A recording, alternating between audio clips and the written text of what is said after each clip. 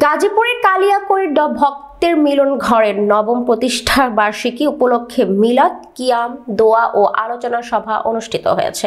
রবিবার ৮ ডিসেম্বর রাতে উপজেলার লতিফপুর এলাকায় ভক্তের মিলন ঘরের আয়োজনে এই অনুষ্ঠানটি অনুষ্ঠিত হয়। অনুষ্ঠানে সভাপতিত্ব করেন ভক্তের মিলন ঘরের সভাপতি ও বৈরাবরী দরবারের গদিনশীন পীর আব্দুল আলিম অভি। অনুষ্ঠানটি সঞ্চালনা করেন ভক্তের মিলন ঘরের সাধারণ সম্পাদক শেখ মোহাম্মদ মালিক।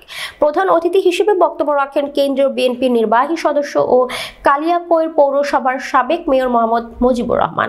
এছাড়াও অনুষ্ঠানে উপস্থিত ছিলেন কালিয়াকৈর পৌর বিএনপির সাধারণ সম্পাদক হাজী রিয়াজউদ্দিন, সাবেক পৌর কাউন্সিলর ফারুক হোসেন ও মাসুম হোসেন, পৌর বিএনপির সাংগঠনিক সম্পাদক হারুনুর রশিদ, পৌর যুবদলের সদস্য সচিব আমজাদ হোসেন, শাহাদাত হোসেন খান প্রমুখ। এছাড়াও ভক্তের মিলন ঘরের সদস্য সহ স্থানীয় গণমান্য ব্যক্তিরা অনুষ্ঠানে উপস্থিত ছিলেন।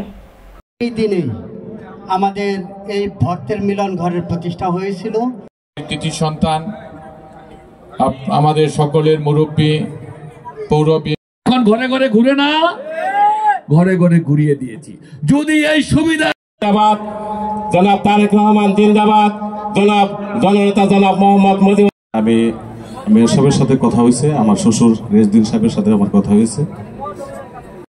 গানে যারা আসছেন ভক্ত সবাইকে জানাই বাংলাদেশ জাতীয়তাবাদী যুবদল কালিয়াকৈর পৌরসভা। একটা বিষয় জানেন যে গত 5 আগস্টের পর আমি আমার নেতার সুস্বাস্থ্যতা কামনা করি, আপনাদের সুস্বাস্থ্যতা কামনা করি।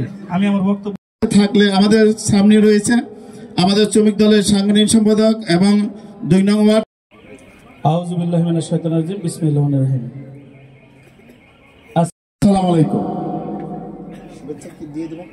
উপস্থিত রয়েছেন আমাদের 2 নং ওয়ার্ড বিএনপি, আমাদের 2 নং ওয়ার্ডের সাবেক কাউন্সিলর জনাব ফারুক হোসেন, আমার ছোট ভাই অ্যাডভোকেট মিজানুর রহমান।